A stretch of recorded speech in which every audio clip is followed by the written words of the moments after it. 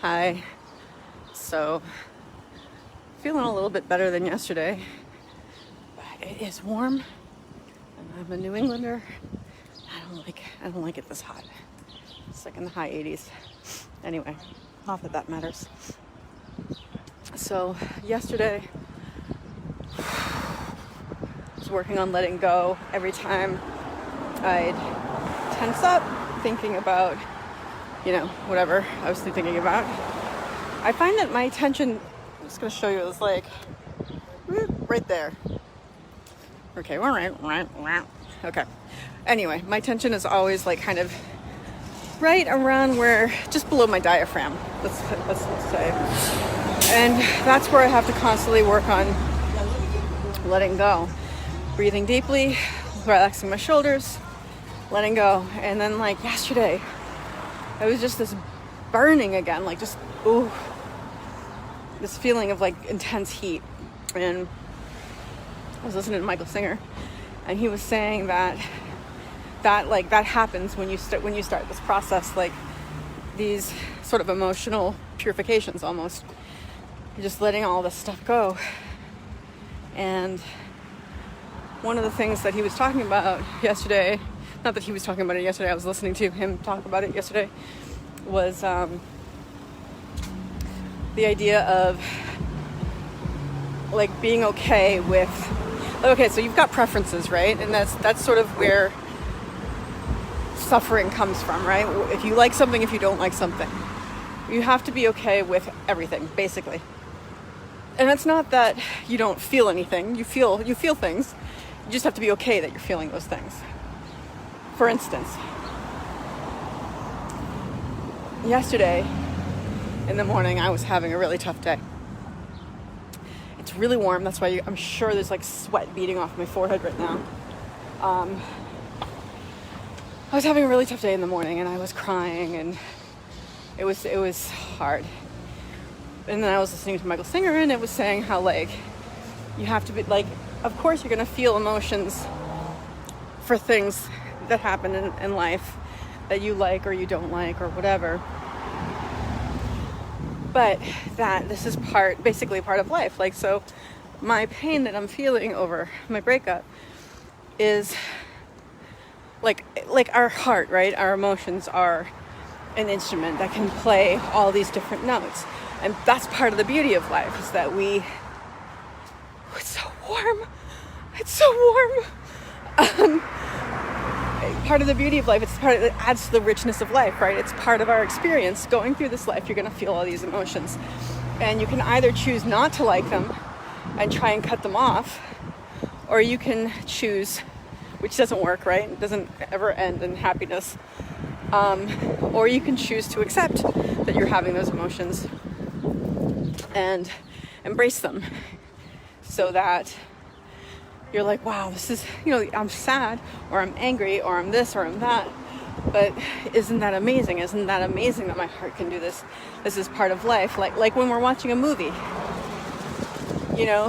and there's a sad part that we start crying at, or whatever.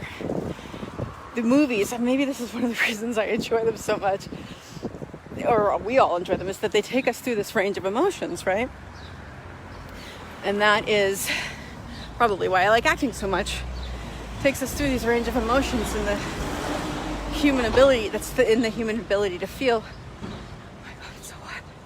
I don't like it when it's this hot. All right, there's shade. We're gonna stop for a second.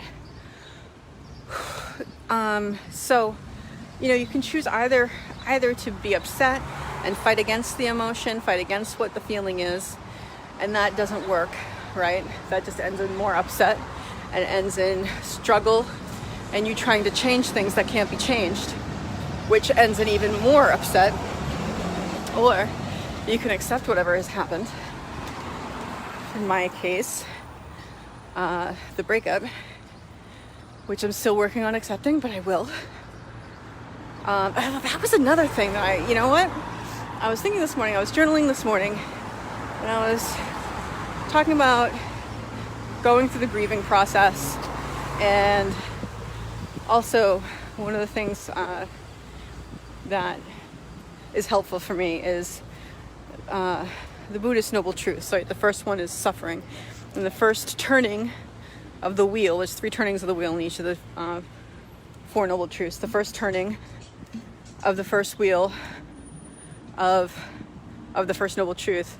First Noble Truth basically being suffering exists.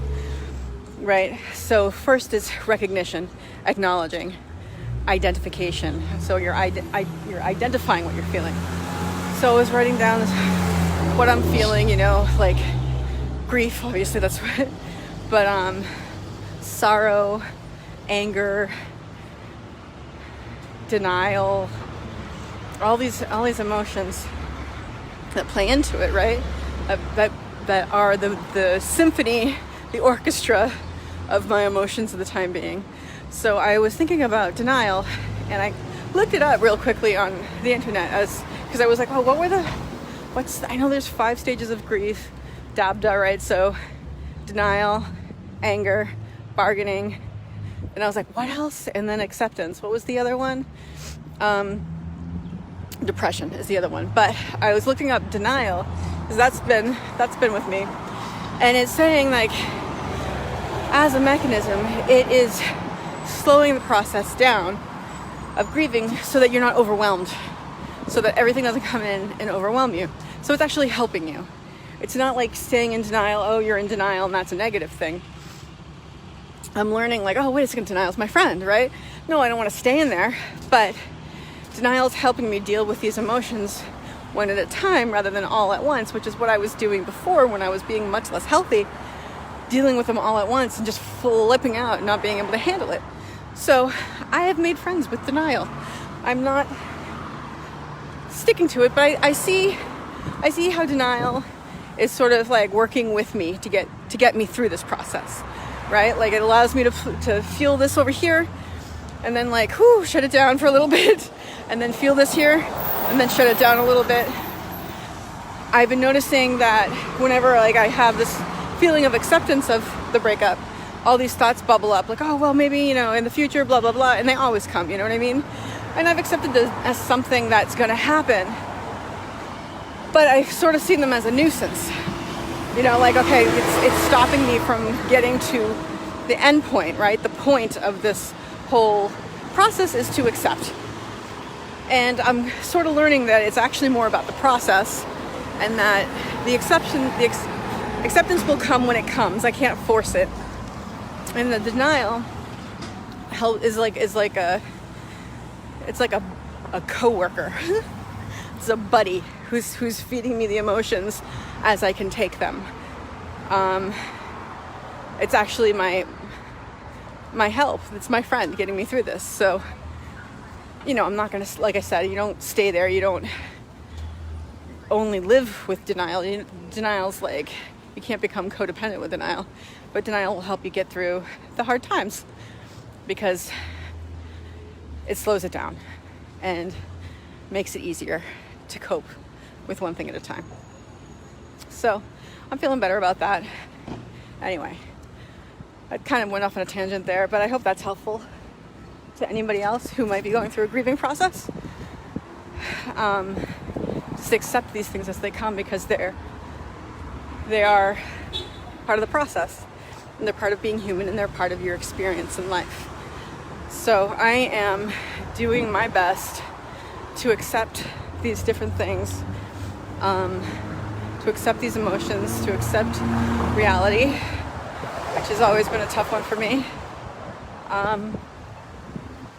And yeah, yesterday, as I was letting go, I'm not feeling that clenching, unclenching, spasming feeling anymore, but I do feel the tension.